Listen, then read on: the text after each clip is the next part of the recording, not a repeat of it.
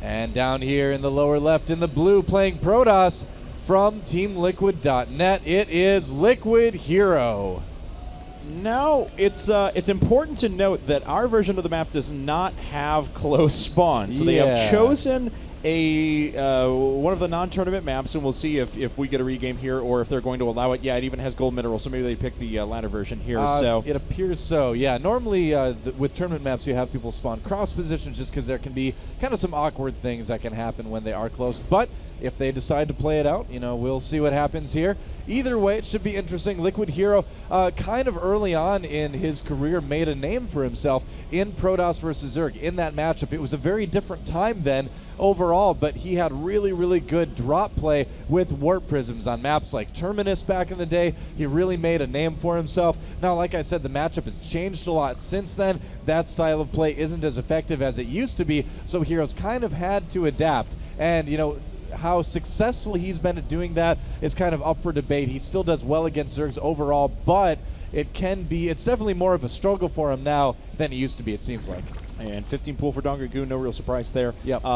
This is a pretty good map for that 3-base no gas build, as you can have a lot of flexibility, put on a lot of pressure on your opponent as you decide to move along, especially if you want to work your way through the destructible rocks outside of your opponent's third. Now, HerO, on the other hand, is saving up for what appears to be Nexus First. There's the 400, and there's Nexus First. Now, of course, these players are going to find it a little bit awkward, I think, when they get cross positions and don't see their opponent, because DongRaeGu's second Overlord is not being sent towards his opponent down here in the bottom left-hand corner. It's being sent to scout directly inside of the main of his opponent. Yeah, so yeah, you have very specific paths that you send those overlords for scouting. I'm half anticipating that we're going to see a pause and potentially a little bit of discussion between these two players. Do that right now. Do you want to just do that right now? Yeah, we'll see here in a second when they find. So sure.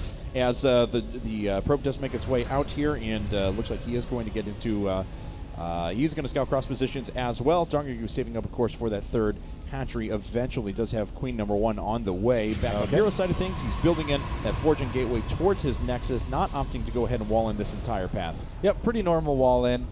And there we go. HerO now scouting for his opponent, looking cross positions where he will not find him.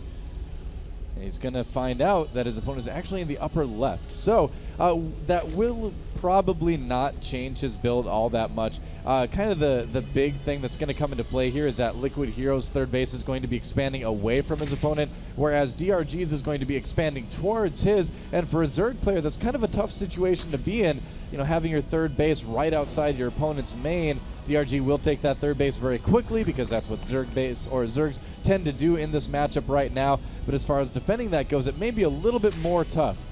That's right. So both players have found each other now. Looks like DongRaeGu making his way over to his opponent's base, and he'll get a pretty good beat on what his opponent is doing here momentarily. He's just found his Nexus for the time being. So back on DongRaeGu's side, he's just going to drone up for a little while. Then we'll see some gas taken from him, and then he'll probably put down some combination of Roach Warren, Layer Tech, and Evolution Chamber. But on HerO's side of things, I'll be curious to see what he does. He actually, I'm looking over at both players to see how they're reacting to the situation. HerO actually had his arms completely off the keyboard there for about 5 seconds, so kind of interesting. I don't know. Yeah, well, we'll see. DRG doing a little bit more scouting here. Warp Gate research on the way from Liquid HerO. And, what will he decide to do? I mean, he is known, again, for that Warp Prism play, being able to fly that in and warp units in at his opponent's base. It would certainly work well in this position. DRG is going to have to be really careful about that third base.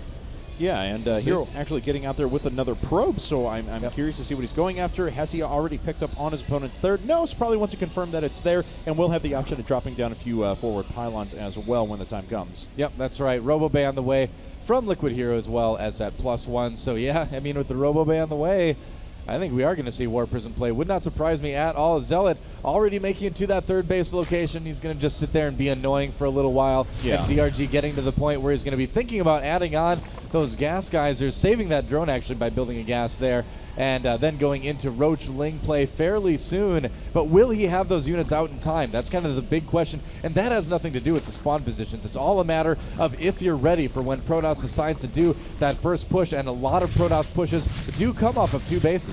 Now, this robotics facility coming up for HerO does have a lot of utility, though. Yeah. Could very well see those warp prisms like you were talking about here in a second. Can also go for a big Sentry Immortal push, especially in these positions. May not be that bad of an idea. Can also pretty easily take a third base. He is going to put on some harassment, though, with that Warp Prism, and picking up a few sentries into that. That's right. We'll be able to drop off and potentially block off an entire ramp with force fields and do some economic damage. Yeah, it makes sense. I mean, he's got +1 on the way as well. Zealots are going to be great against the Zerglings of DRG. DRG Whoa. getting Lair really quickly. And yeah, HerO going all in, it looks like, with this Warp Prism.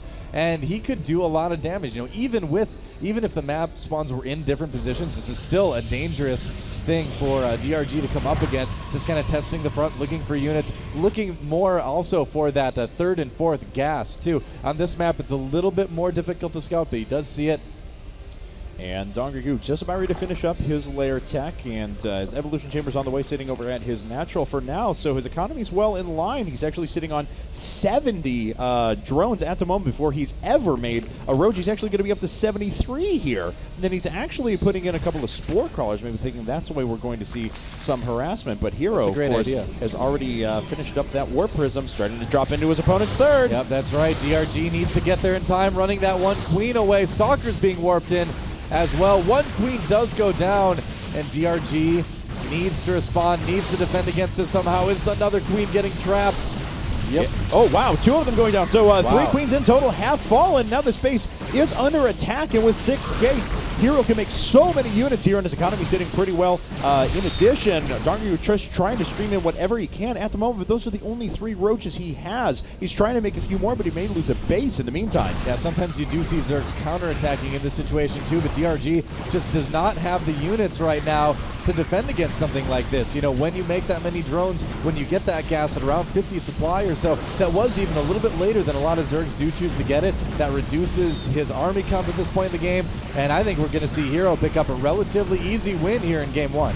Yeah, 10 more roaches and 8 more links on the way, but everything virtually has been cleaned up inside of the third. A couple more roaches popping up right there, but the Zealots were able to dispatch of that very, very easily. HerO just continuing to warp in. The units for DongRaeGu coming in at a pretty good clip, but how many workers has he lost so far? 17. Yeah. He's down to 56 workers overall, and HerO just continues to bring, well, the pain. Yeah, it's a rough spot to be in for a Zerg player right now. HerO's going to take out this third base. No problem. That's it. GG. MVP.DongRaeGu taking out game 1 by Liquid HerO.